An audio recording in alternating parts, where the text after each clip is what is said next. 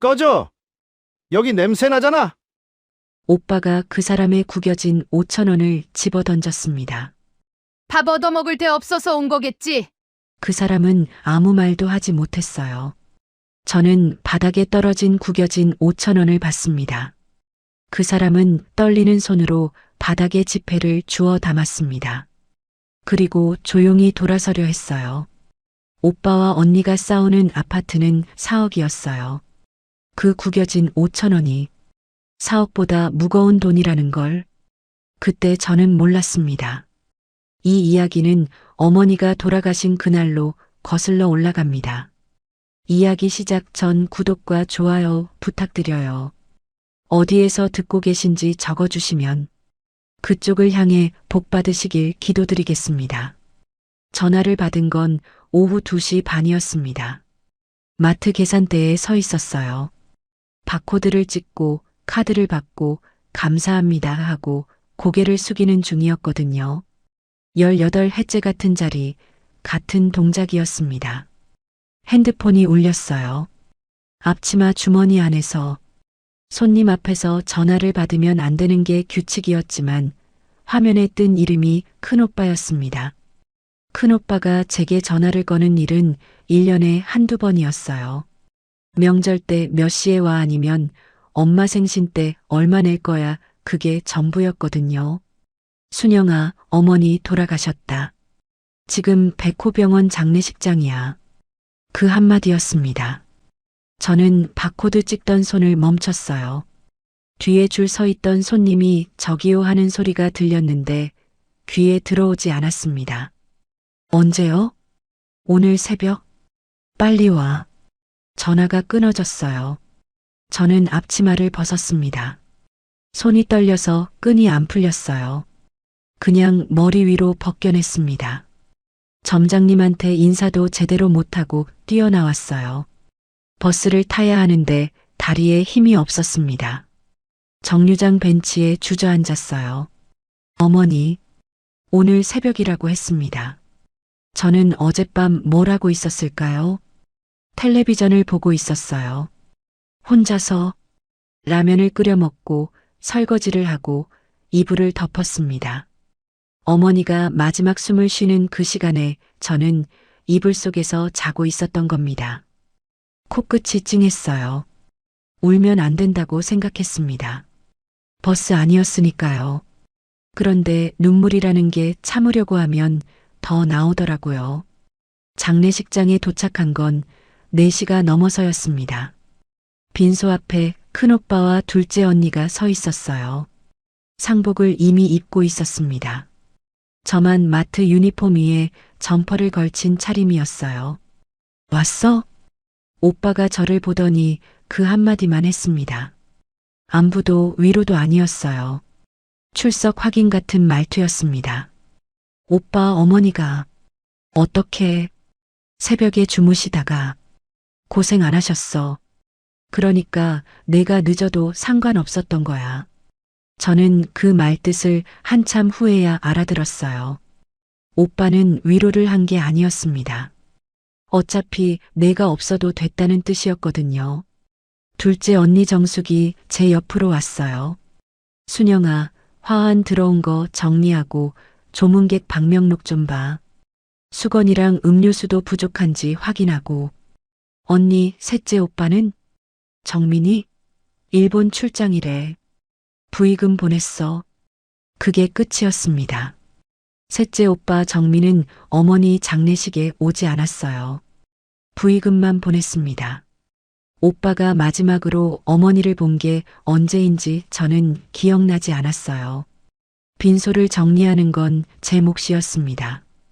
화환 리본을 가지런히 하고 국화꽃잎이 떨어진 걸 주워 담고 향을 갈고 조문객이 오시면 저를 받고 고맙습니다 인사를 했어요. 큰오빠와 둘째 언니는 빈소 옆 휴게실에 앉아 있었습니다. 문이 열려 있어서 소리가 들렸어요. 아파트 시세가 4억은 나온다. 대출 없으니까 깔끔하지. 예금은? 엄마 통장에 얼마 있어? 그건 내일 은행 가봐야 알지. 보험도 확인해야 하고. 어머니 영정 사진이 바로 저 너머에 있었습니다. 향 연기가 피어오르는 그 공간에서 오빠와 언니는 부동산 시세를 이야기하고 있었어요. 저는 떨어진 국화 꽃잎을 손바닥에 올렸습니다. 말라가는 꽃잎이 가벼웠어요. 어머니 몸무게가 마지막에 40kg도 안 되셨다고 했거든요. 꽃잎보다 가벼워지셨을 거예요. 조문객 한 분이 오셨습니다. 어머니 동네 분이셨어요. 말순이 엄마가 참 좋은 사람이었는데 동네 슈퍼에 부고 붙여놨더니 아는 사람들이 다 울어. 저는 고개를 숙여 인사했어요. 감사합니다. 어머니를 기억해 주셔서. 그분이 가시고 나서 생각했습니다.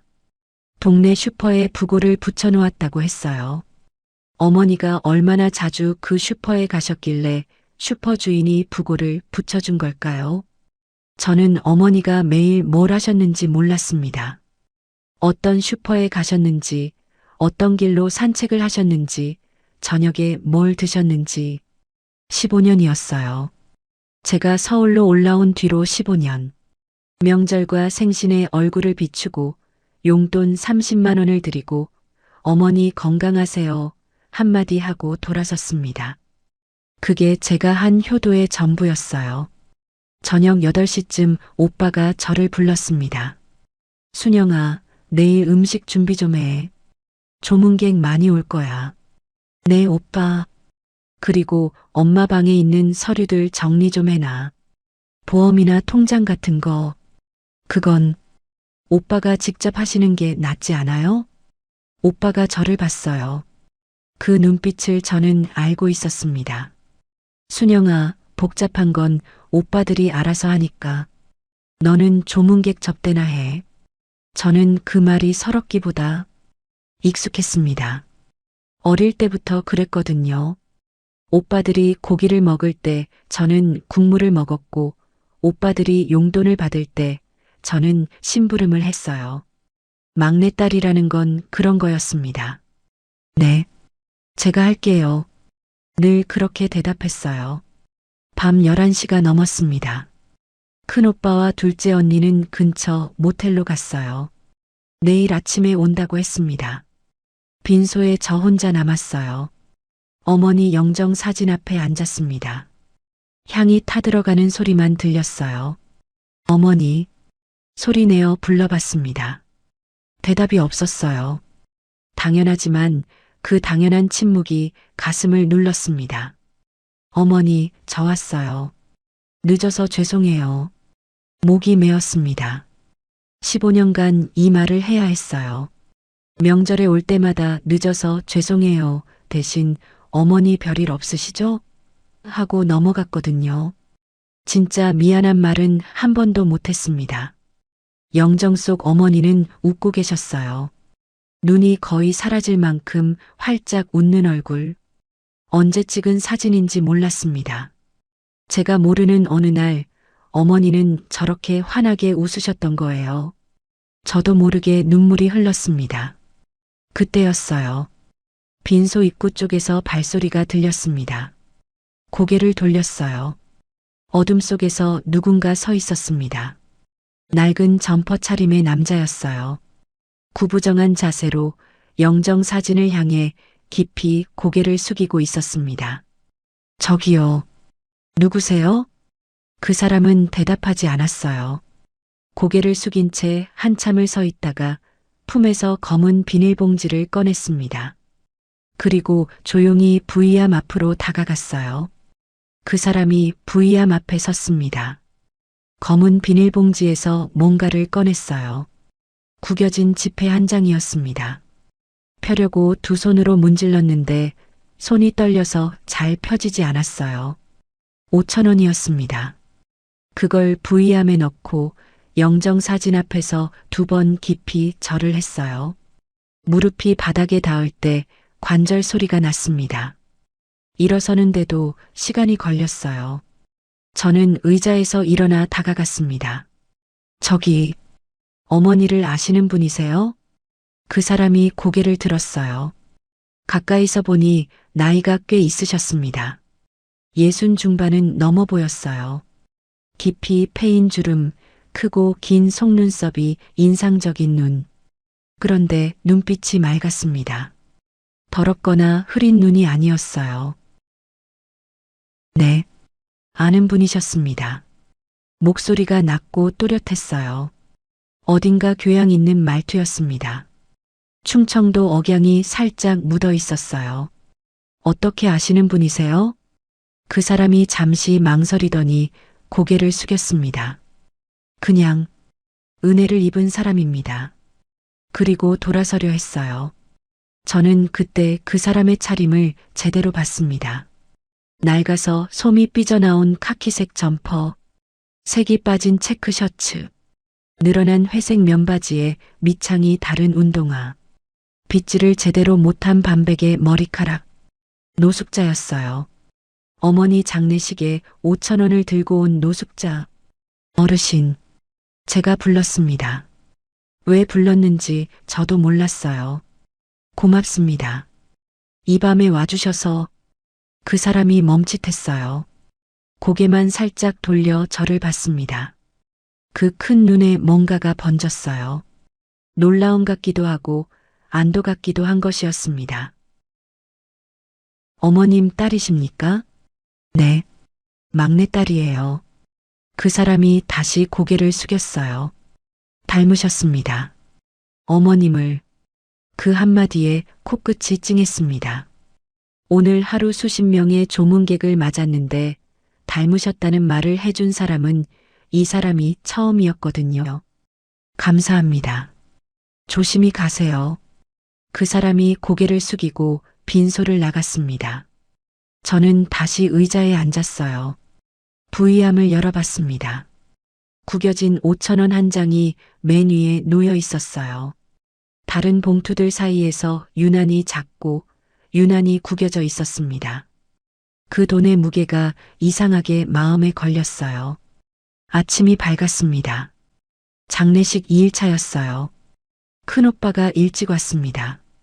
양복 바지에 흰 와이셔츠, 팔을 걷어붙인 채로. 둘째 언니도 검은 재킷에 핸드백을 들고 왔어요. 조문객 몇 명이나 왔어? 어제 37분이요. 부의금은? 제가 세어보진 않았어요. 오빠가 한숨을 쉬었습니다. 오전 10시쯤이었어요. 빈소 입구가 소란스러워졌습니다. 그 사람이 또 왔어요. 어젯밤 그 노숙자분이었습니다. 낮에 보니 차림이 더 확연했어요. 점퍼 소매가 해져 있었고 운동화 앞코에 구멍이 나 있었어요. 한 손에 검은 비닐봉지를 들고 빈소 앞에서 다시 고개를 숙이려 했습니다. 오빠가 그 사람을 봤어요. 뭐야 저 사람. 어제도 왔어? 오빠 어머니를 아시는 분이래요. 아는 사람? 저 꼴로? 오빠가 성큼성큼 다가갔습니다. 어르신, 여기 누구 장례식인지 알고 온 거예요? 그 사람이 고개를 들었어요. 오빠보다 키가 컸지만 어깨가 움츠러들어 있어서 작아 보였습니다. 네. 김말순 어르신 장례식이라고 들었습니다. 김말순이 누군지는 알아? 우리 어머니야. 가족 장례식이라고. 오빠의 목소리가 높아졌어요. 조문객 몇 분이 고개를 돌렸습니다. 그러니까 당신이 누구냐고. 어머니랑 무슨 사이야? 그냥 은혜를 입은 사람입니다. 은혜? 무슨 은혜? 그 사람이 대답하지 못했어요. 입을 열었다 다물었습니다. 그때 둘째 언니가 왔어요. 팔짱을 끼고 그 사람을 위아래로 훑어봤습니다. 오빠, 저 사람 어제 밤에도 왔었나 봐. 부의함에 5,000원 넣고 갔더라. 5,000원? 오빠가 부의함을 열었어요. 구겨진 5,000원을 집어들었습니다. 이거? 그리고 그 사람 앞에 던졌어요. 5,000원짜리가 바닥에 떨어졌습니다. 꺼져. 여기 냄새나잖아. 둘째 언니가 코를 막으며 말했어요. 밥 얻어먹을 데 없어서 온 거겠지. 그 사람의 큰 눈이 한번 크게 떨렸습니다. 입술을 꾹 다물었어요. 주먹을 쥐었다가 천천히 펴더니 바닥에 떨어진 5,000원을 주워 담았습니다. 떨리는 손으로. 그리고 조용히 고개를 숙이고 돌아서려 했어요. 저는 그 등을 봤습니다. 넓은 뼈대였어요. 그런데 살이 빠져서 점퍼가 헐렁하게 걸려 있었습니다. 구부정한 등, 느린 발걸음, 가슴이 뜨거워졌어요. 분노 때문이었습니다. 오빠한테 화가 난 건지, 언니한테 화가 난 건지, 아무것도 못하는 저한테 화가 난 건지 모르겠었어요. 그런데 한 가지는 알았습니다. 어머니가 살아계셨으면 이 사람한테 밥 한 끼 안 주셨겠어? 아니, 어머니는 반드시 주셨을 겁니다. 저는 뛰어나갔어요. 어르신, 주차장을 지나고 있던 그 사람이 멈춰 섰습니다. 돌아보지는 않았어요. 어르신, 밥은 드셨어요? 한참 동안 대답이 없었습니다. 어깨가 한번 크게 떨렸어요. 24시 국밥집이었어요. 장례식장에서 한 블록 떨어진 곳. 두 사람이 마주 앉았습니다. 소고기 국밥 2그릇을 시켰어요. 뜨거운 국밥이 나왔을 때 그 사람의 손이 떨렸습니다. 숟가락을 제대로 쥐지 못했어요. 저는 모른 척 했습니다. 제 국밥에 밥을 말았어요. 한참 뒤에 그 사람이 숟가락을 들었습니다.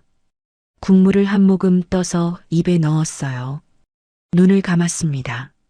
오래 씹지 않아도 되는 국물인데 그 사람은 국물을 입에 머금고 있었어요. 삼키는데 시간이 걸렸습니다. 따뜻합니다. 그 한마디였어요. 저는 고개를 숙이고 밥을 먹었습니다. 그 사람도 고개를 숙이고 밥을 먹었어요. 아무 말 없이 반 그릇쯤 비웠을 때 그 사람이 숟가락을 내려놓았습니다. 감사합니다.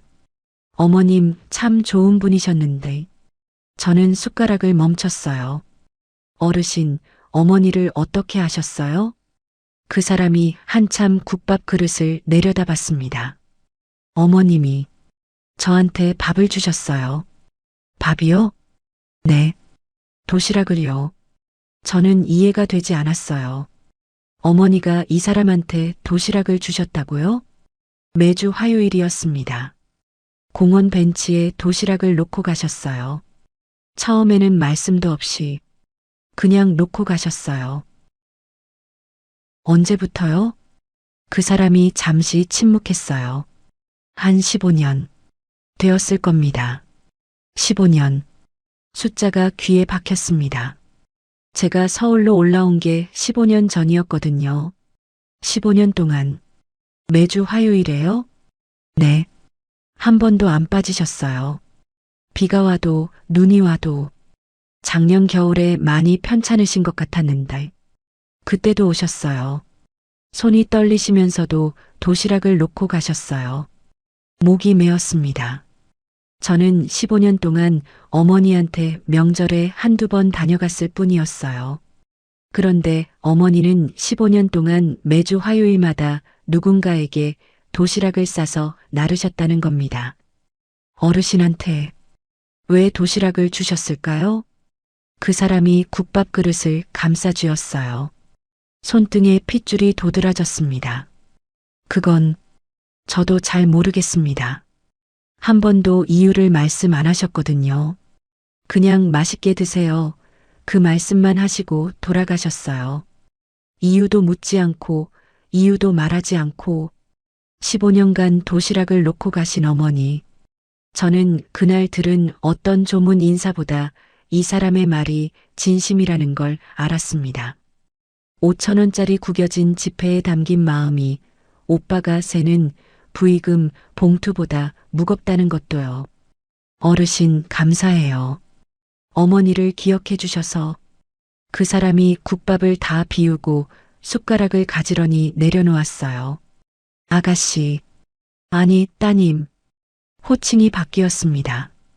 어머님이 자주 따님 이야기를 하셨어요. 서울에서 열심히 산다고, 대견하다고. 코끝이 찡했어요. 눈물이 나올 것 같았지만 참았습니다. 식당 아니었으니까요. 어머니가 저 이야기를요? 네. 매번은 아니었는데. 가끔 도시락 놓으실 때 우리 막내가 이거 좋아했는디 하시면서 웃으셨어요. 숨을 들이쉬었습니다. 깊이 내쉬는데 시간이 걸렸어요. 어머니가 저를 생각하며 도시락을 싸셨다는 거잖아요. 이 사람한테 주는 도시락이었지만 어머니 마음속에는 제가 있었다는 거잖아요. 저는 눈물을 삼켰습니다.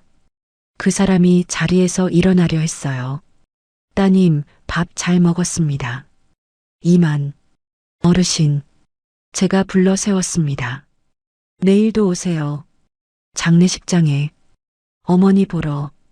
그 사람이 멈칫했어요. 오빠한테 쫓겨났으면서 다시 오라니. 당연히 망설일 만했습니다. 폐가 되지 않겠습니까? 어르신이 오시는 게 어머니한테는 제일 큰 조문이에요. 오빠는 제가 말할게요. 그 사람이 저를 봤습니다. 큰 눈에 뭔가가 차올랐어요. 눈물은 아니었습니다. 그보다 더 깊은 것이었어요. 감사합니다. 그리고 품에서 뭔가를 꺼냈습니다. 낡고 빛바랜 천이었어요. 네모나게 접힌 보자기. 이거 어머님이 주신 겁니다. 도시락 싸실 때 항상 이 보자기에 싸서 놓고 가셨어요. 보자기를 받아들었어요. 천이 부드러웠습니다. 수없이 빨아서 올이 얇아진 광목천. 한쪽 구석에 무언가 수놓아져 있었어요. 빨간 실로 삐뚤빼뚤하게. 순영, 제 이름이었습니다. 손이 떨렸어요. 이건 초등학교 소풍 때 어머니가 밤새 수놓아 주신 도시락 보자기였습니다. 30년도 더 된 그 보자기를 어머니가 간직하고 계셨던 거예요. 그걸 이분에게 주셨던 겁니다. 순영이라는 글자를 손가락으로 만졌습니다. 빨간 실이 달아서 분홍색이 되어 있었어요. 그래도 글자는 읽을 수 있었습니다. 눈물이 흘렀습니다. 참을 수가 없었어요. 어머니, 저를 그렇게 생각하셨으면서 왜 한 번도 말씀을 안 하셨어요? 보고 싶다 한마디만 하셨으면 저는 달려갔을 텐데. 그런데 알고 있었습니다. 어머니는 그런 분이 아니었어요. 말로 하지 않는 분이셨거든요. 대신 밥으로, 보자기로, 바느질로 말씀하시는 분이었습니다. 그리고 저는 그 말을 15년간 듣지 못했어요. 보자기를 무릎 위에 펼쳤습니다. 광목천이었어요. 하얗던 천이 세월에 절여져서 미색이 되어 있었습니다. 가장자리가 약간 헤어져 있었고 한쪽에 간장인지 국물인지 모를 얼룩이 남아 있었어요. 그런데 깨끗했습니다. 누군가 정성껏 빨아왔다는 게 느껴졌어요. 어르신이 빠르신 거예요? 네. 어머님이 도시락 가져가실 때마다 보자기를 깨끗이 접어서 돌려드렸습니다. 그래야 예의지요. 그 말투에서 교사 시절의 습관이 느껴졌어요. 예의라는 단어를 자연스럽게 쓰는 사람이었습니다. 저는 보자기 구석의 빨간 실을 다시 만졌어요. 순영, 삐뚤빼뚤한 십자수였습니다. 어머니가 바느질을 잘하시는 분이 아니었거든요.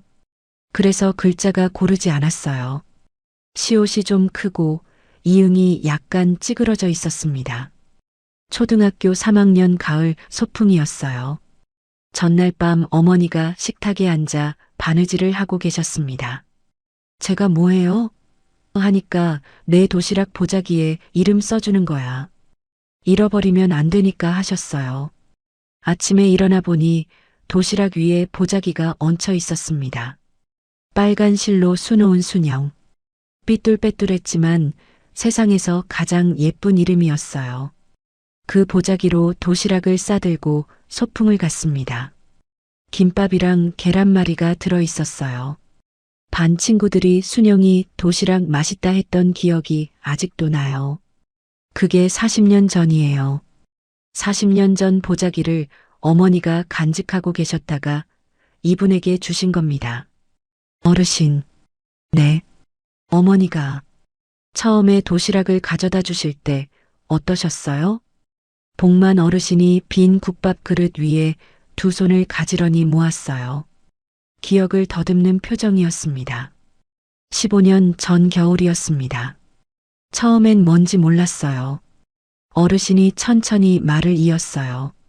공원 벤치에서 앉아 있었는디 어떤 할머니가 오시더니 제 옆에 뭔가를 놓고 그냥 가셨어요. 쳐다보지도 않으시고 보자기에 쌓인 도시락이었습니다. 말씀도 안 하시고요? 네. 한마디도 안 하셨어요. 그냥 놓고 가셨습니다. 어르신이 잠시 말을 끊었어요. 처음엔 안 먹었어요. 모르는 사람이 준 건데 먹으면 안 되지 않겠습니까? 그런데요? 다음 화요일에도 오셨어요. 같은 시간에, 같은 벤치에 도시락을 놓고 가셨습니다. 역시 아무 말씀 없이 저는 숨을 참고 들었어요. 세 번째 화요일에 도시락을 열어봤어요. 밥 위에 김가루가 뿌려져 있었고 반찬이 3가지 들어 있었습니다. 계란말이, 멸치볶음, 깍두기. 계란말이. 어머니가 제 소풍 도시락에 항상 넣어주셨던 반찬이었어요. 그 뒤로 매주 드셨어요? 네. 한 달쯤 지나니까 어머님이 처음으로 말씀을 하셨어요. 뭐라고 하셨어요? 선생님, 맛있게 드세요. 선생님이라고요? 어르신이 고개를 끄덕였어요. 저도 놀랐습니다. 어떻게 하셨을까? 나중에 여쭤보니까 보면 아는 기라. 글 읽는 사람은 앉는 자세가 달라 하시더라고요. 어머니다 하고 생각했어요. 어머니는 사람을 볼 줄 아는 분이셨습니다. 말은 없어도 눈이 밝은 분이셨어요. 그 뒤로 15년을 한 번도 안 빠지셨어요? 네. 비가 와도 눈이 와도 한여름 땡볕에도 오셨어요. 겨울에는 국물을 보온병에 따로 담아 오셨고 여름에는 냉면을 싸오신 적도 있었습니다. 목이 메었어요. 어르신한테 왜 그러셨을까요? 이유를 들으신 적 없으세요? 한번 여쭤본 적 있습니다. 왜 저한테 이러십니까? 하고 뭐라고 하셨어요? 어르신의 큰 눈이 국밥 그릇 위를 떠돌았어요. 우리 막내가 좋아하는 반찬인디 해줄 사람이 없어서 그래요. 선생님이 대신 먹어주면 안 되겠어요? 그렇게 말씀하셨어요. 식당 안이 조용했습니다. 제 심장 소리가 들리는 것 같았어요. 어머니는 제 도시락을 싸시면서 저를 생각하고 계셨던 겁니다. 서울로 떠난 딸한테 해줄 수 없는 밥을 이분에게 대신 해주셨던 거예요. 순영이 도시락이 복만 선생님 도시락이 된 거였습니다. 눈물이 턱을 타고 떨어졌어요. 닦지 않았습니다. 닦으면 더 많이 나올 것 같았거든요. 식당을 나왔습니다. 보자기를 가슴에 품고 장례식장으로 걸었어요. 새벽 공기가 차가웠지만 가슴 안은 뜨거웠습니다. 어머니, 저는 15년 동안 어머니가 뭘 하셨는지도 몰랐습니다. 전화할 때마다 별일 없지? 한마디 하고 끊었어요. 어머니는 항상 별일 없다 하셨거든요. 별일이 있었잖아요. 매주 화요일마다 도시락을 싸서 공원에 나가셨잖아요. 비가 와도 눈이 와도 아픈 몸으로도 그게 별일이 아니었어요. 어머니, 장례식장에 도착하니 새벽 2시가 넘어 있었습니다. 빈소에는 불이 꺼져 있고 향만 타고 있었어요. 그런데 휴게실에 불이 켜져 있었습니다. 문이 반쯤 열려 있었어요. 안에서 오빠 목소리가 들렸습니다. 아파트명의 변경은 내가 한다. 장남이니까. 오빠 예금은? 엄마 예금은 내가 써야 해. 학원 자금이 급하다고. 예금은 내일 은행 가서 확인해보고. 보험금은 얼마나 되는지 아직 모르잖아. 등기부등본이 탁자 위에 펼쳐져 있었습니다. 어머니 이름 석자가 선명하게 찍혀 있었어요. 김말순. 어머니 돌아가신 지 이틀째. 아직 발인도 안 했는데 오빠와 언니는 어머니 이름이 적힌 서류를 놓고 나눗셈을 하고 있었습니다. 저는 문 앞에 서 있었어요. 가슴에는 순영이 수놓인 보자기를 안고 있었습니다. 같은 어머니의 자식인데 한쪽에는 아파트 등기부가 있고 한쪽에는 낡은 보자기가 있었어요. 오빠는 아파트에서 어머니를 찾고 있었고 저는 보자기에서 어머니를 찾고 있었습니다. 어느 쪽이 진짜 어머니일까요? 문을 열지 않았어요. 조용히 돌아서서 빈소로 갔습니다. 영정 사진 앞에 앉았어요. 어머니가 웃고 계셨습니다. 눈이 거의 사라질 만큼 환하게. 어머니, 저 이제 좀 알 것 같아요. 보자기를 무릎 위에 올렸습니다. 빨간 실로 수놓은 순영이 희미하게 보였어요. 어머니는 돈을 남기신 게 아니었습니다. 밥을 남기신 거였어요. 아침이 밝았습니다. 장례식 2일차. 저는 밤새 한숨도 못 잤어요. 빈소 접이식 의자에서 앉았다 기대다를 반복했습니다. 가슴에 보자기를 안은 채로 8시에 오빠가 왔어요. 양복 바지를 다림질해서 줄이 선명했습니다. 커피를 한 손에 들고 다른 손에는 서류 봉투를 들고 있었어요. 순영아, 잠깐 얘기 좀 하자. 휴게실에 모였습니다. 오빠, 둘째 언니 저. 셋이었어요.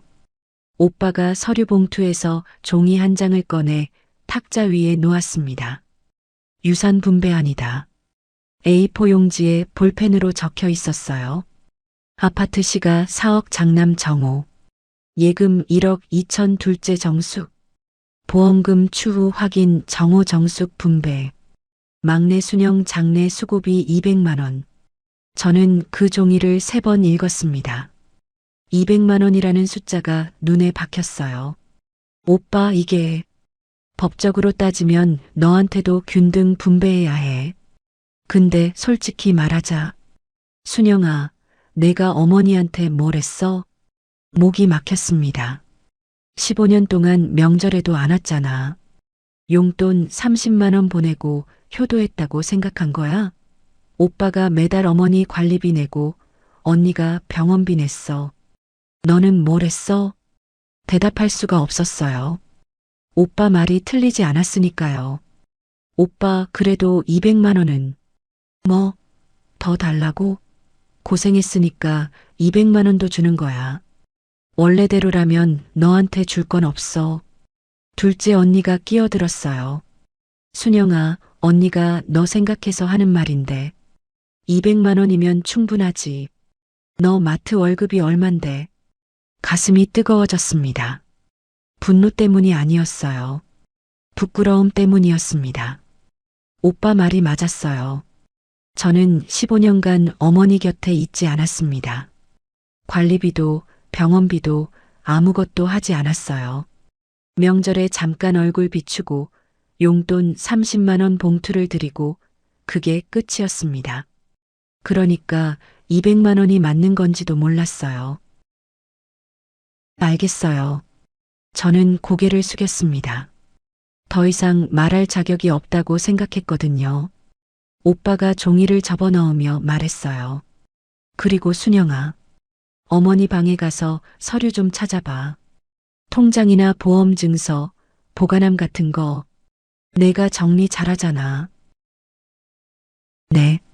결국 저한테 떨어지는 건 굳은 일이었습니다. 빈소 정리도, 조문객 접대도, 어머니 방 정리도 200만 원어치의 일. 점심 무렵 장례식장을 나왔습니다. 어머니가 사시던 아파트로 갔어요. 백호 아파트 103동 402호. 현관문을 열자 어머니 냄새가 났습니다. 된장과 나프탈렌이 섞인 오래된 집 냄새. 신발장 위에 어머니 실내화가 가지런히 놓여 있었어요. 꽃무늬 슬리퍼, 바닥이 닳아서 발가락 모양이 찍혀 있었습니다. 어머니가 이 슬리퍼를 신고 이 집을 걸어 다니셨어요. 매일 혼자서 거실을 지나 안방으로 갔어요. 작은 방이었습니다. 침대 하나, 화장대 하나, 서랍장 하나. 화장대 위에 제가 보낸 용돈 봉투가 차곡차곡 쌓여 있었어요. 뜯지 않은 봉투도 있었습니다.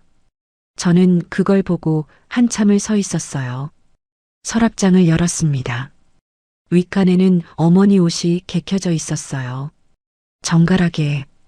둘째 칸에는 서류 봉투들이 있었습니다. 보험증서, 통장 사본, 주민등록등본. 오빠가 찾으라던 것들이었어요. 셋째 칸을 열었을 때 멈췄습니다. 낡은 노트가 한 권 있었어요. 표지가 누렇게 변색된 어머니 세대가 쓰시던 그런 노트. 앞표지에 볼펜으로 가계부라고 적혀 있었습니다. 어머니가 가계부를 쓰셨다고요? 펼쳐봤어요. 첫 장부터 빼곡했습니다. 날짜와 항목과 금액이 어머니 필체로 적혀 있었어요. 작고 동그란 글씨. 제가 아는 어머니 글씨였습니다. 쌀 20kg 42,000원. 가스비 15,800원. 순영이 용돈 30만 원 안 씀. 안 씀. 그 두 글자에 숨이 멎었어요. 제가 보낸 용돈을 어머니가 쓰지 않으셨던 겁니다. 30만 원을 그대로 모아두셨어요.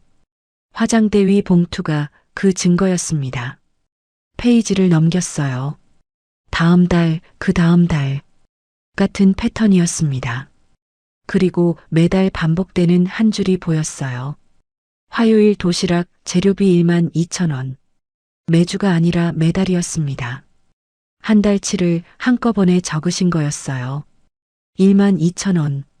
어머니의 한 달 생활비가 30만 원 남짓이었는데 그 중에서 도시락 재료비를 따로 빼두셨던 겁니다. 페이지를 넘길수록 같은 항목이 반복됐어요. 1년, 2년, 5년, 10년. 화요일 도시락 재료비 12,000원. 화요일 도시락 재료비 13,500원. 화요일 도시락 재료비 15,000원. 물가가 오르니까 금액도 조금씩 올랐습니다. 그래도 어머니는 한 번도 빠뜨리지 않으셨어요. 엄마가 뭐 그렇게 쓸 때가 있었어? 혼자 사시면서? 둘째 언니가 했던 말이 떠올랐어요. 언니는 몰랐을 겁니다. 어머니한테 쓸 때가 있었다는 걸.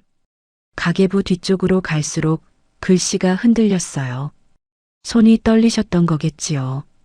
마지막 기록은 2달 전이었습니다. 화요일 도시락 재료비 16,000원. 순영이 생일 미역 3,200원 못 보냈음. 못 보냈음. 그 세 글자 위에 눈물이 떨어졌어요. 어머니는 제 생일에 미역을 사셨습니다. 미역국을 끓여 보내려 하셨던 거예요. 보내지 못하셨어요. 어머니 혼자 드셨을까요? 아니면 그냥 냉장고에 두셨을까요? 저는 가계부를 가슴에 안았어요. 오빠가 찾으라던 보험 증서보다 통장 사본보다 이 노트 한 권이 무거웠습니다. 가계부 마지막 장을 넘겼을 때 뭔가가 떨어졌어요. 접힌 종이 한 장이었습니다. 네모나게 접혀서 가계부 뒷표지에 끼워져 있었어요. 펼쳤습니다. 어머니 글씨였어요. 가계부보다 더 정성 들여 쓴 글씨. 상단에 이렇게 적혀 있었습니다. 백호중학교 강복만 선생님. 그 아래에 짧은 문장이 있었어요. 순영이 중학교 때 국어 선생님. 글짓기 대회 상 받게 해주신 분. 지금은 공원에서 사시는디 아무한테도 말하면 안 됨. 손이 떨렸어요. 강복만. 어르신 이름이 강복만이었습니다. 그리고 어머니가 그분의 이름과 학교와 사연을 알고 계셨어요. 순영이 중학교 때 국어 선생님. 글짓기 대회 상. 기억이 떠올랐습니다. 중학교 2학년 때였어요. 국어 선생님이 저를 불러서 순영아, 너 글 잘 쓴다. 글짓기 대회 나가볼래? 하셨거든요. 저는 그 대회에서 은상을 받았어요. 상장을 들고 집에 갔더니 어머니가 웃으시면서 우리 순영이 대견하다 하셨습니다. 그 선생님이 강복만 선생님이었어요. 어머니는 아셨던 겁니다. 공원 벤치에 그 남자가 자기 딸에게 그를 가르쳐 준 선생님이라는 것을. 그래서 도시락을 싸셨던 거예요. 아무한테도 말하면 안 됨. 어머니는 선생님의 체면을 지켜주셨습니다. 아무에게도 말하지 않고 물어보지도 않고 15년간 도시락만 놓고 가셨어요. 저는 그 종이를 가계부 사이에 다시 끼웠습니다. 오빠한테 보여줄 수 없었어요. 이건 어머니의 비밀이었으니까요. 아파트를 나왔습니다. 보험 증서와 통장 사본은 봉투에 담았어요. 가계부는 제 가방 안에 넣었습니다. 오빠한테 줄 서류와 제가 가져갈 서류는 달랐습니다. 장례식장으로 돌아가는 버스 안에서 생각했어요. 오빠는 4억짜리 아파트를 유산이라고 했습니다. 언니는 1억 2천짜리 예금을 유산이라고 했어요. 저한테는 200만 원이 유산이라고 했습니다. 그런데 어머니가 정말 남기신 건 그게 아니었어요. 낡은 가계부 한 권, 빨간 실로 수놓은 보자기 한 장, 그리고 15년치 도시락. 어머니의 진짜 유산은 통장에 없었습니다. 사람 안에 있었어요.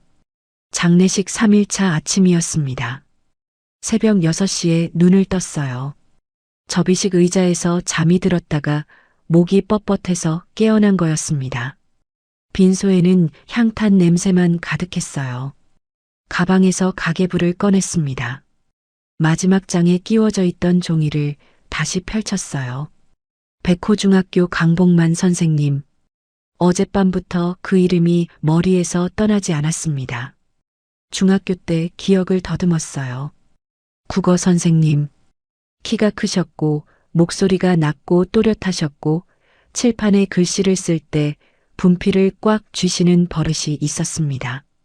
순영아, 너 글 잘 쓴다. 그 한마디가 떠올랐어요. 중학교 2학년 여름이었습니다.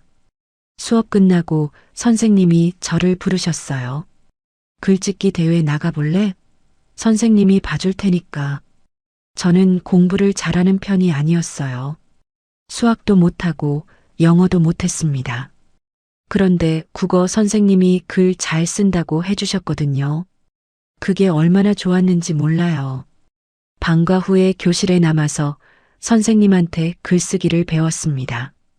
매일은 아니었고 주 2회. 화요일과 목요일이었어요. 화요일. 어머니가 도시락을 놓고 가셨던 요일이 화요일이었습니다. 우연이 아니었을 거예요. 글짓기 대회에서 은상을 받았어요. 상장을 받아든 날 선생님이 웃으시면서 순영아, 잘했다. 선생님이 자랑스럽다 하셨습니다. 그게 제가 기억하는 강복만 선생님의 전부였어요. 40년 전이니까요. 선생님이 그 뒤에 어떻게 되셨는지는 전혀 몰랐습니다. 그 선생님이 지금 공원 벤치에서 사시는 겁니다. 장례식장을 나왔어요. 걸어서 10분 거리에 공원이 있었습니다. 어머니가 산책하시던 곳이었어요. 아침 공기가 차가웠습니다. 숨을 쉴 때마다 입에서 하얀 김이 나왔어요. 공원 입구를 지나 안쪽으로 들어갔습니다. 벤치가 보였어요. 나무 아래 오래된 벤치. 그 위에 어르신이 앉아 계셨습니다. 낡은 카키색 점퍼를 입고 검은 비닐봉지를 옆에 놓고 두 손을 무릎 위에 가지런히 올리고 앉아 계셨어요. 자세가 반듯했습니다. 노숙자의 자세가 아니었어요. 등이 고닫고 두 손은 가지런하고 시선은 정면을 향하고 있었습니다. 어머니 말씀이 떠올랐어요. 보면 아는 기라. 글 읽는 사람은 앉는 자세가 달라. 맞았습니다. 어머니가 이 자세를 보신 거였어요. 어르신.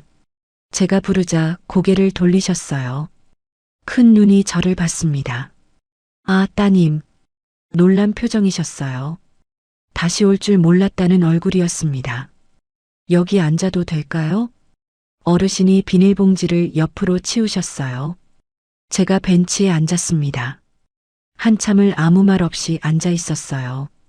공원의 새소리만 들렸습니다. 가방에서 가계부를 꺼냈어요. 마지막 장에 끼워진 종이를 빼서 어르신 앞에 펼쳤습니다. 어르신이 종이를 봤어요. 한참 동안 움직이지 않았습니다. 이건 어디서? 어머니 가계부 뒤에 끼워져 있었어요. 어르신의 큰 눈에 물기가 번졌습니다. 어르신 여쭤봐도 될까요? 혹시 중학교 선생님이셨어요? 어르신이 고개를 숙였습니다. 오래 침묵이 이어졌어요. 공원의 새소리가 멈춘 것 같았습니다. 그리고 천천히 고개를 끄덕이셨어요. 네, 선생이었습니다. 목소리가 떨렸어요. 낮고 또렷하던 목소리가 갈라졌습니다. 백호중학교 국어교사 강복만. 그 이름을 본인 입으로 말씀하시는데 시간이 걸렸어요. 마치 오랫동안 입 밖에 꺼내지 않았던 이름처럼. 저는 숨을 깊이 들이쉬었습니다. 선생님, 어르신이 고개를 들었어요. 큰 눈이 젖어 있었습니다. 저 기억하세요? 박순영이요. 중학교 2학년 때 글짓기 대회 나갔던. 어르신의 눈이 한번 크게 떨렸어요. 입술이 벌어졌다가 다물어졌습니다. 순영이. 그 순영이? 네. 은상 받았었어요. 선생님이 방과 후에 가르쳐 주셔서. 어르신이 두 손으로 얼굴을 감쌌습니다. 어깨가 떨렸어요. 소리를 내지 않았지만 울고 계셨습니다. 저도 눈물이 났어요. 40년 전 순영아, 글 잘 쓴다 해주셨던 그 선생님이 지금 공원 벤치에서 울고 계셨습니다. 한참 뒤에 어르신이 얼굴에서 손을 떼셨어요. 눈가가 붉었지만 표정은 담담해지려 애쓰고 있었습니다.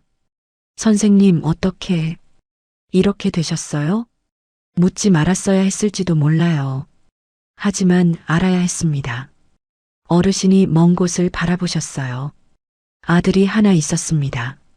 사업을 한다고 해서 보증을 섰어요. 3억이었습니다. 사업이 안 됐어요. 보증금이 전부 제게로 왔습니다. 집이 넘어갔고 퇴직금이 넘어갔고 마누라가 떠났어요. 담담한 목소리였어요. 마치 남의 이야기를 하는 것처럼.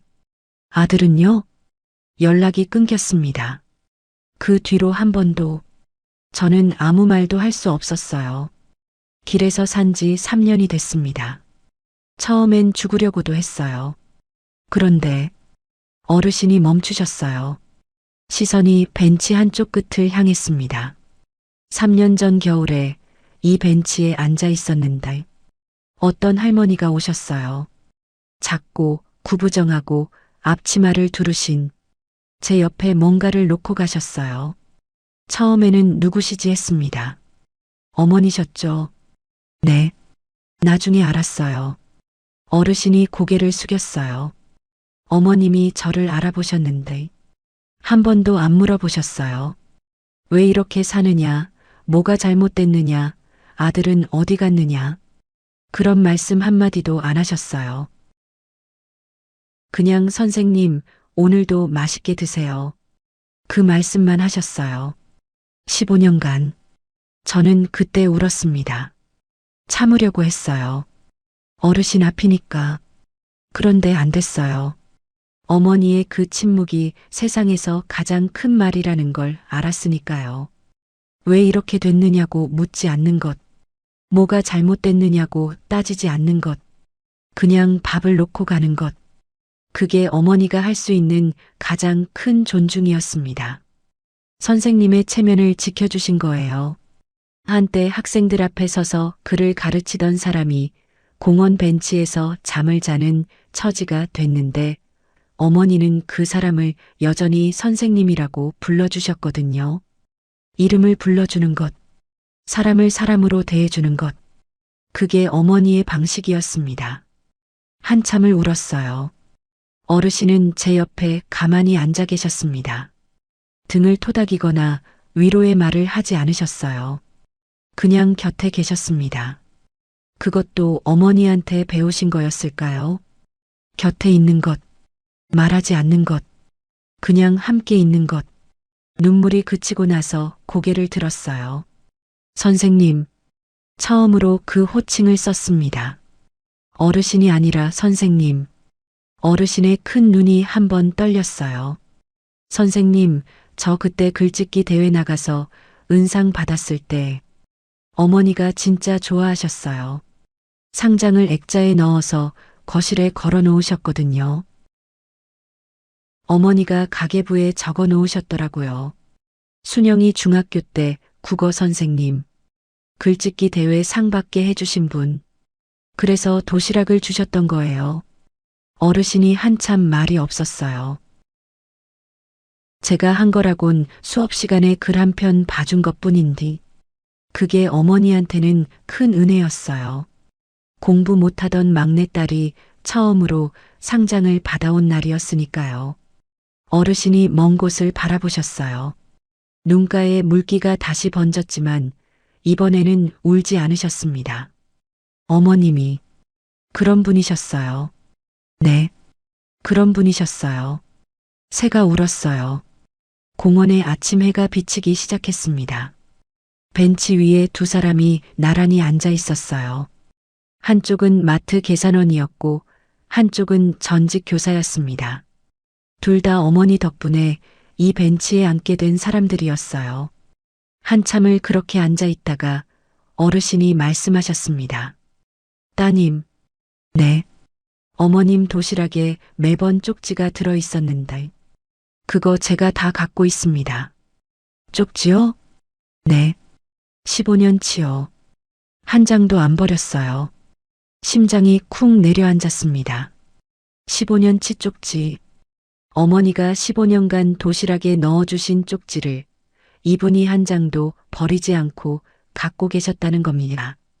그거 제가 볼 수 있을까요? 어르신이 품에서 낡은 비닐 지퍼백을 꺼내셨어요. 투명한 비닐 안에 종이가 빼곡히 들어 있었습니다. 수십 장, 아니 수백 장은 되어 보였어요. 어르신이 지퍼백을 가슴 앞에 두 손으로 들었어요. 이게 제가 가진 전부입니다. 돈도 집도 가족도 없지만 이건 있어요.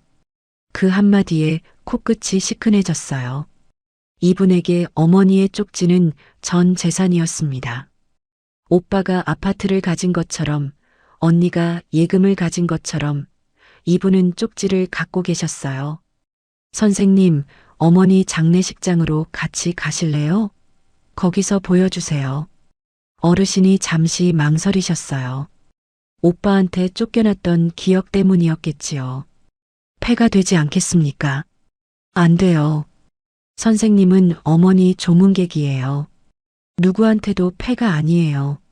어르신이 천천히 고개를 끄덕이셨습니다. 두 사람이 벤치에서 일어났어요. 공원을 나와 장례식장을 향해 걸었습니다. 아침 햇살이 비치고 있었어요. 어르신의 그림자가 길었습니다. 키가 크셨거든요. 구부정해서 몰랐는데 나란히 걸으니까 어깨가 넓은 분이었어요. 40년 전 칠판 앞에 서셨을 때는 이 어깨가 얼마나 당당했을까요? 걸으면서 생각했습니다. 어머니는 이분의 어깨가 무너지는 걸 보셨을 거예요. 그래서 도시락을 놓고 가셨던 겁니다. 밥 한 끼로 어깨를 일으켜 세울 수는 없지만 무너지지는 않게 붙잡아 주신 거였어요. 15년간 말없이 매주 화요일 장례식장으로 돌아왔습니다. 오빠와 언니는 아직 오지 않았어요. 아침 9시 전이었으니까요. 빈소옆 휴게실에 들어갔습니다. 선생님을 의자에 앉혀드렸어요. 따뜻한 커피를 자판기에서 뽑아왔습니다. 선생님, 여기서 보여주세요. 쪽지. 선생님이 품에서 낡은 비닐 지퍼백을 꺼내셨어요. 투명한 비닐이었는데 안이 뿌옇게 흐려져 있었습니다. 오래된 거였어요. 지퍼를 여셨습니다. 종이가 쏟아졌어요. 작은 메모지, 포스트잇, 영수증 뒷면, 광고 전단 구석을 찢은 것, 편지지. 크기도 모양도 제각각이었습니다. 탁자 위에 퍼졌어요. 수십 장이었습니다. 아니, 세어보니까 100장이 넘었어요. 15년치입니다. 선생님이 조용히 말씀하셨어요. 한 장도 안 버렸어요. 도시락보다 이게 더 배불렀거든요. 저는 가장 위에 있는 쪽지를 집어들었어요. 어머니 글씨였습니다. 작고 동그란 제가 아는 그 글씨. 선생님, 오늘 날씨가 춥네요. 감기 조심하세요. 그게 전부였어요. 한 줄. 어머니는 한 줄짜리 쪽지를 도시락에 넣어주셨습니다. 다음 쪽지를 집었어요. 봄이 오면 좋은 일이 있을 거예요. 그 다음.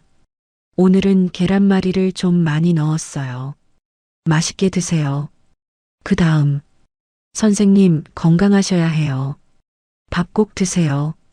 한 장 한 장 읽었습니다. 어머니의 목소리가 들리는 것 같았어요. 작고 조용하고 따뜻한 목소리. 쪽지마다 날짜는 없었어요. 어머니가 날짜를 안 적으셨거든요. 대신 계절을 알 수 있었습니다. 눈이 많이 왔네요. 벚꽃이 폈어요. 더워도 참으세요. 낙엽이 예쁘네요. 15년의 사계절이 쪽지 안에 있었어요. 중간쯤에서 특별한 쪽지를 발견했습니다. 선생님 덕분에 우리 순영이가 글을 좋아하게 됐어요. 감사합니다. 손이 멈췄어요. 어머니가 선생님한테 저 이야기를 하셨습니다. 도시락 쪽지에 직접 만나서가 아니라 도시락 속 작은 종이 한 장에 적어서 이 쪽지 언제 것인지 기억하세요? 정확히는 모르겠습니다만 한 10년쯤 전이었을 겁니다. 그때부터 어머님이 가끔 따님 이야기를 쓰셨어요. 더 넘겼어요. 우리 막내가 마트에서 일한다고. 힘들 텐데 내가 해줄 게 없어요. 순영이가 전화했어요. 목소리가 피곤해 보이는디 괜찮은 건지. 순영이 생일이에요. 미역국을 끓였는데 보낼 데가 없네요.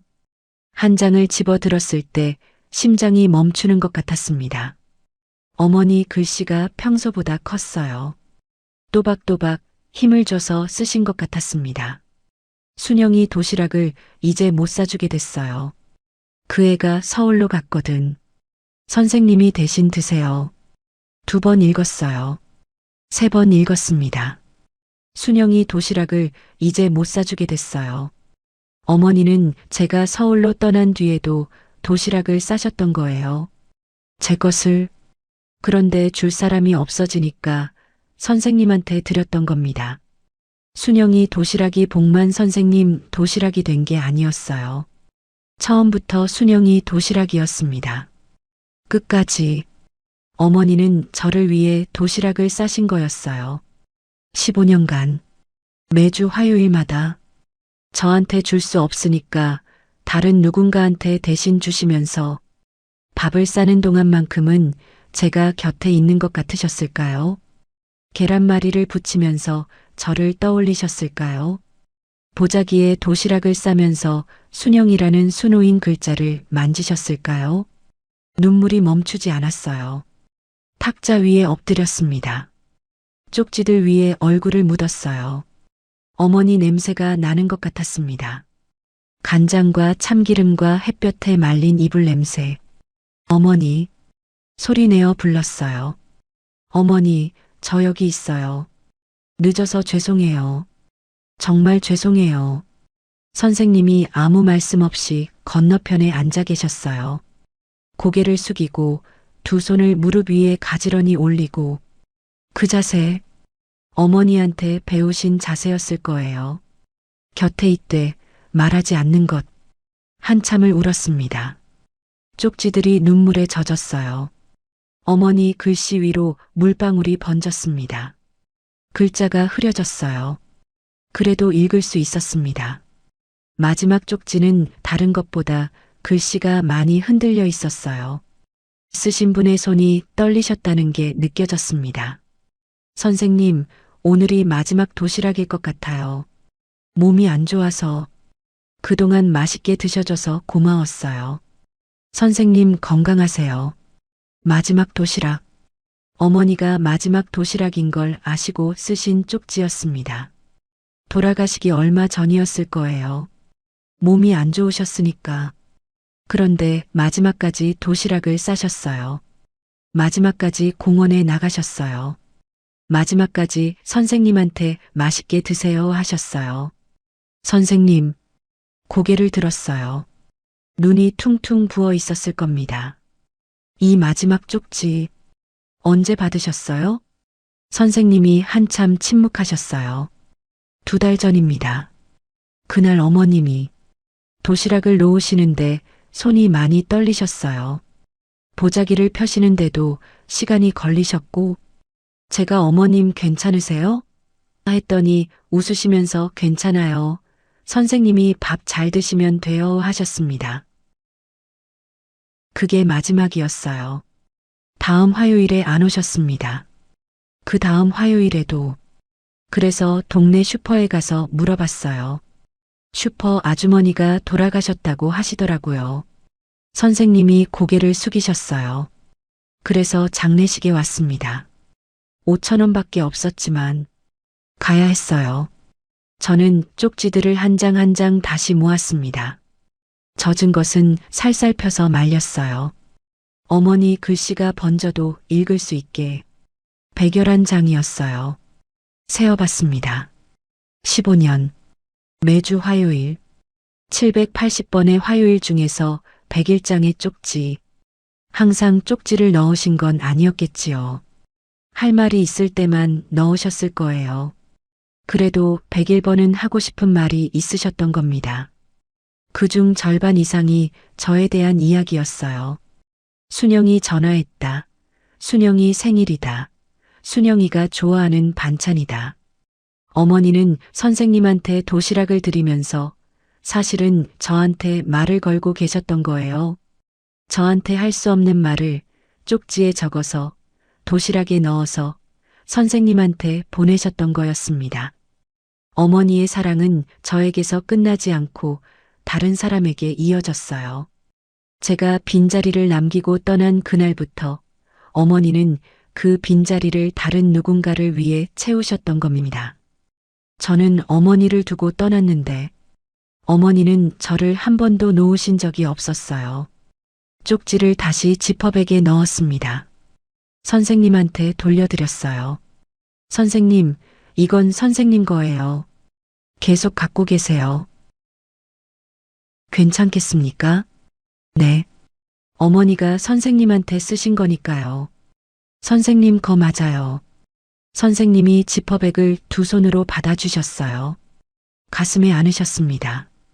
따님. 네. 아니. 순영 씨. 호칭이 바뀌었습니다. 따님에서 순영 씨로. 어머님이 순영 씨한테 남기신 것도 있을 겁니다. 꼭요.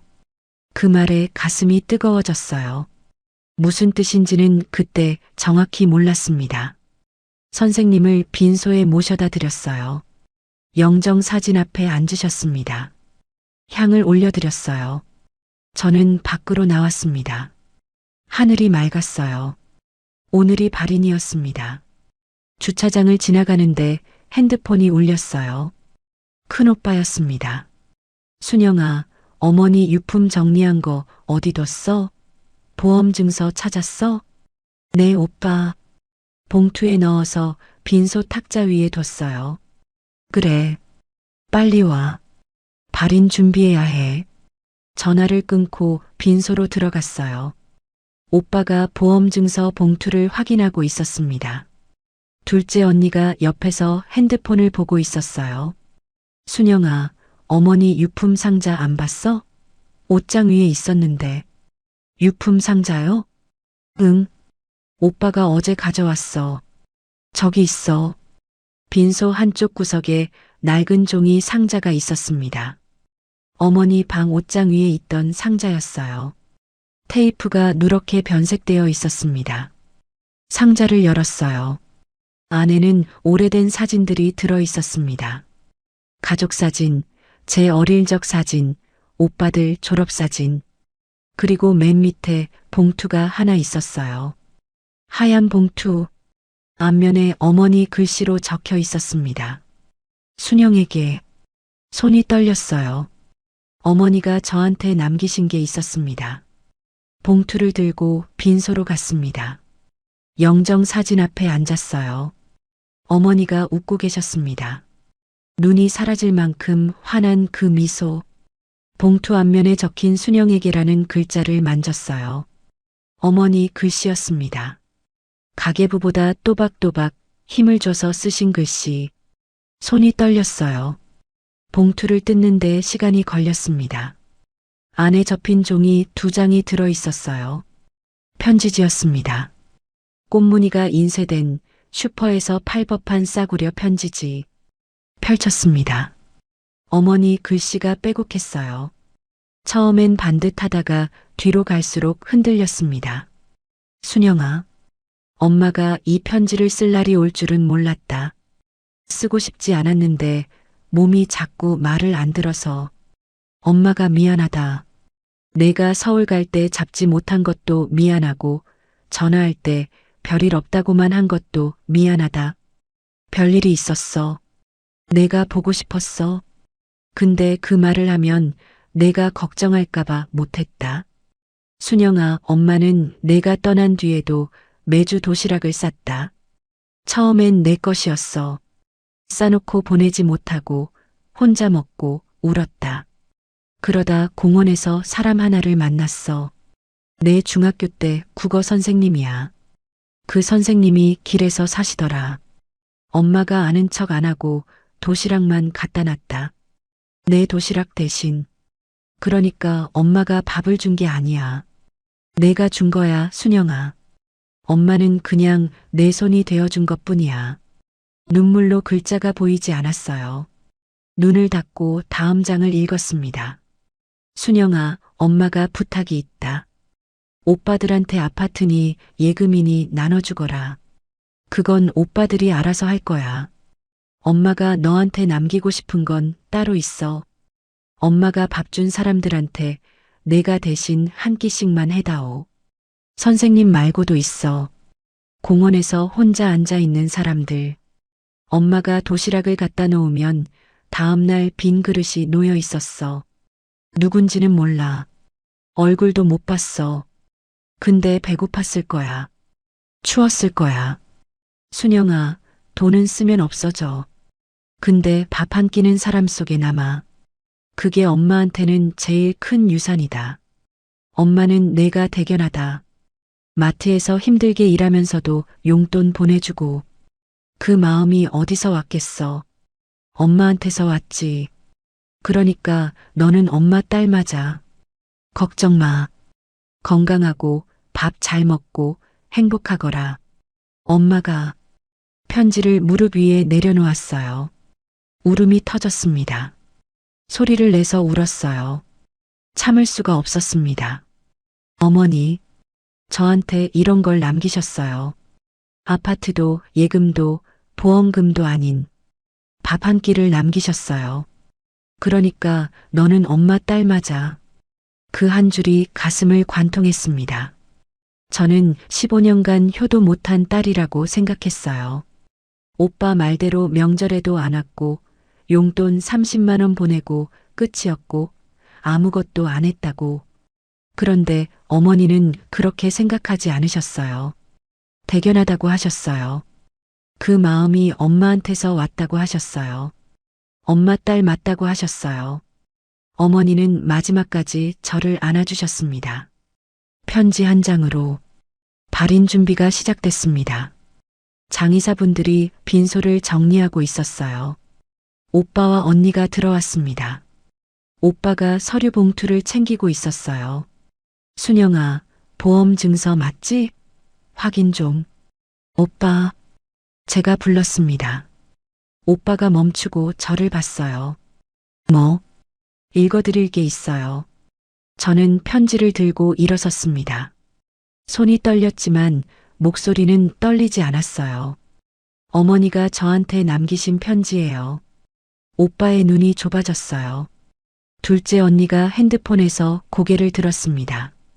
저는 편지를 읽었어요. 처음부터 끝까지 한 글자도 빠뜨리지 않고 엄마가 밥 준 사람들한테 내가 대신 한 끼씩만 해다오. 그 대목에서 오빠가 처음으로 입을 다물었습니다. 돈은 쓰면 없어져. 근데 밥 한 끼는 사람 속에 남아. 그게 엄마한테는 제일 큰 유산이다. 휴게실이 조용해졌어요. 오빠가 아무 말도 하지 못했습니다. 등기부도 보험증서도 예금 통장도 내려놓고 고개를 숙이고 있었어요. 처음 봤습니다. 오빠가 고개를 숙이는 걸. 둘째 언니가 울고 있었어요. 소리 없이 핸드폰을 무릎 위에 내려놓고 고개를 돌린 채로 눈물을 닦고 있었습니다. 저는 편지를 접어 가슴에 넣었어요.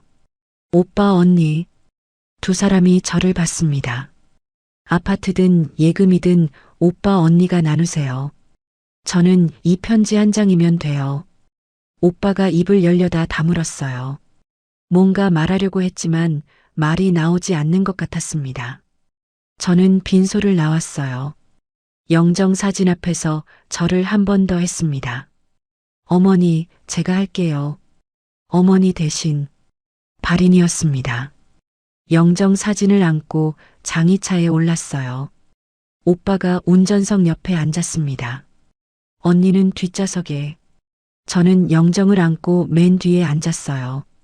장례식장 주차장을 빠져나가는데 주차장 한쪽 구석이 보였습니다. 선생님이 서 계셨어요. 깊이 고개를 숙이고 있었습니다. 두 손을 앞에 모은 채 지나가는 장의차를 향해 허리를 굽히셨어요. 멀리서도 보였어요. 큰 키, 구부정한 어깨, 바랜 카키색 점퍼, 그리고 그 손에 들린 것, 빨간 실이 수놓인 보자기. 제 보자기를 들고 서 계셨습니다. 영정에게 마지막 인사를 하듯 순영이 도시락 보자기를 들고 마지막 배웅을 하고 계셨어요. 눈물이 또 흘렀어요. 차 안에서 소리 없이 울었습니다. 화장장에 다녀왔어요. 어머니가 제가 되셨습니다. 오빠가 차에서 내리면서 저를 불렀어요. 순영아. 네. 오빠가 한참 서 있었어요. 말을 고르는 것 같았습니다. 어머니 편지, 사본 하나 만들어줘. 그게 전부였어요. 그런데 저는 알아들었습니다. 오빠도 읽고 싶은 거였어요. 한 번 더. 네, 오빠. 그때 핸드폰이 울렸어요. 셋째 오빠 정민이었습니다. 순영아, 나 내일 들어간다. 유서 사진 좀 보내줘. 유서. 정민 오빠는 편지가 아니라 유서라고 했어요. 저는 조용히 전화를 끊었습니다. 어머니가 남기신 진짜 유산은 아파트도 예금도 아니었습니다. 누군가의 배고픈 하루에 따뜻한 밥 한 끼가 되어주는 것. 누군가의 무너진 어깨 옆에 아무 말 없이 서 있어주는 것. 이름을 불러주는 것. 체면을 지켜주는 것. 묻지 않는 것. 그게 어머니의 유산이었습니다. 1년 뒤 어머니 기일이었습니다. 화요일이었어요. 저는 새벽 5시에 일어났습니다. 부엌에 섰어요. 쌀을 씻었어요. 계란을 깨서 풀었어요. 멸치를 볶고 깍두기를 담았어요. 계란말이를 부쳤습니다. 도시락에 밥을 담았어요. 밥 위에 김가루를 뿌렸습니다. 반찬 3가지를 칸마다 넣었어요. 계란말이, 멸치볶음, 깍두기. 어머니가 싸주시던 그대로였습니다. 보자기로 도시락을 쌌어요. 빨간 실로 순영이 수놓인 40년 된 그 보자기. 아파트를 나와 공원으로 걸었습니다. 아침 공기가 차가웠어요. 입에서 하얀 김이 나왔습니다. 벤치가 보였어요. 나무 아래 오래된 벤치. 누군가가 앉아 있었습니다. 선생님이었어요. 1년 전과 달랐습니다. 깨끗한 남색 셔츠를 입고 계셨어요. 면도를 하셔서 턱이 깔끔했습니다. 머리도 단정하게 빗으셨어요. 백호구청에서 운영하는 무료 쉼터에 들어가셨다고 했어요. 3개월 전부터 제가 구청에 전화해서 알아본 거였습니다. 선생님은 거절하셨지만 제가 3번을 찾아가서 어머니 부탁이에요 하니까 그때야 고개를 끄덕이셨어요. 선생님, 순영 씨, 선생님이 웃으셨습니다. 제가 아는 한 그분이 웃는 걸 처음 봤어요. 큰 눈이 초승달처럼 휘어졌습니다. 도시락을 건넸어요. 보자기를 보시더니 손이 멈추셨어요. 이건 어머니 보자기예요. 오늘은 제가 쌌어요. 선생님이 보자기를 받아드셨어요. 두 손으로 감싸 쥐고 한참을 내려다보셨습니다. 순영이라는 글자 위에 아침 햇살이 떨어졌어요. 빨간 실이 분홍으로 바른 그 글자가 빛을 받으니 다시 빨갛게 보였습니다. 맛있게 드세요, 선생님. 어머니가 하셨던 말을 제가 했습니다. 선생님이 도시락을 열었어요. 밥 위에 김가루, 계란말이, 멸치볶음, 깍두기.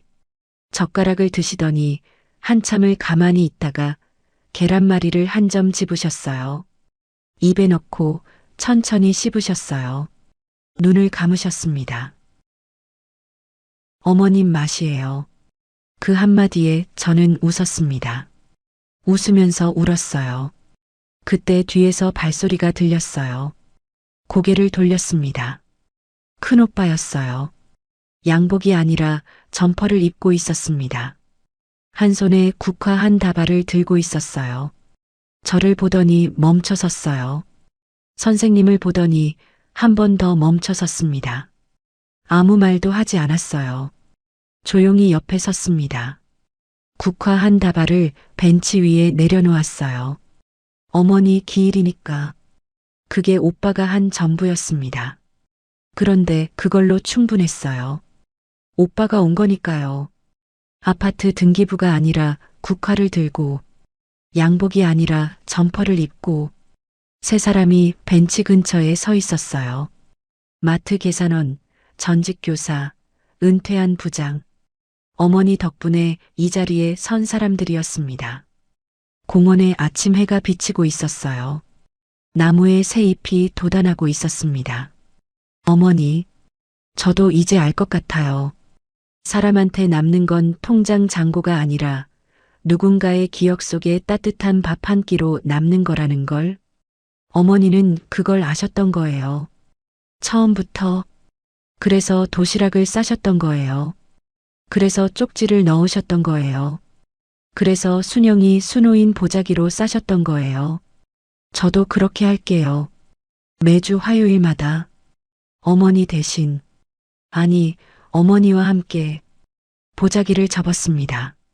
빈 도시락을 받아들었어요. 다음 화요일에 또 오겠습니다. 그게 제가 받은 유산이에요.